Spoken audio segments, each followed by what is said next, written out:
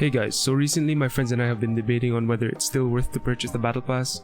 I personally have always argued that you should only be getting it if you absolutely need the weapon. And as a low spender, the first time I bought the battle pass was for the deathmatch when Zhao came out.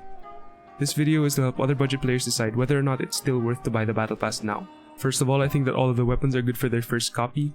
All of these weapons provide crit rate, and this is what usually draws people into buying them, as this makes building characters easier. We all know the struggle of trying to find the perfect artifacts and getting the right crit rate to damage ratio, and these weapons make building a hell of a lot easier. But as for the refinements, I find that almost none of these weapons are worth it, except for the Serpent Spine. The Serpent Spine is a 4-star claymore and at higher refinements can net you more damage than some of the current 5-star claymores we have in the game. And this is why I think that it's the only one that you should be refining, and if you already have an R5 Serpent Spine, I don't think you should be buying the battle pass anymore. So I'm gonna go over each weapon and I want to justify why I think none of these weapons are worth refining. So starting with the Black Sword, I think that there are two characters that benefit from this passive the most, and that's Keqing, Ayaka.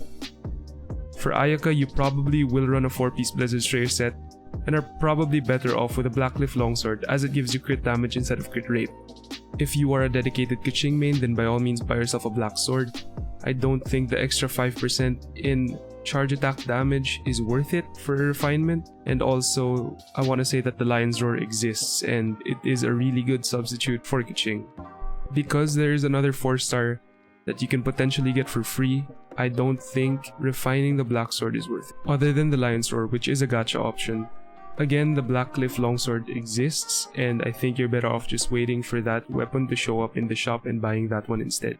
Okay, moving on to the Solar Pearl, I think that at the start of the game, people were saying that this was the best one to buy, and I still think it is one of the best weapons. This one is really good on characters like Klee and Ningguang. And then you remember that they gave us Dodoko Tails, which is a free R5 weapon that they gave us during the event. Other than that, I think the Widsith is also a really good choice for burst DPS options.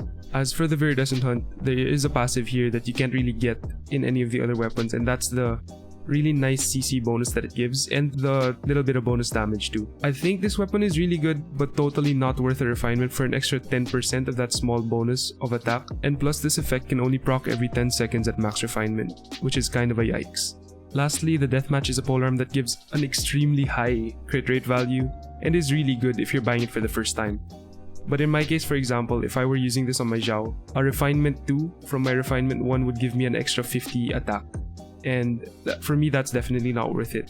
I also want to add that ever since Inazuma and all of these past event weapons, the value of the battle pass weapons has severely diminished.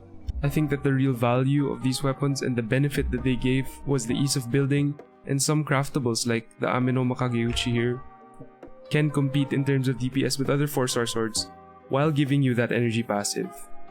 And the Hamayumi bow is a bow that can directly compete with Rust at similar refinements.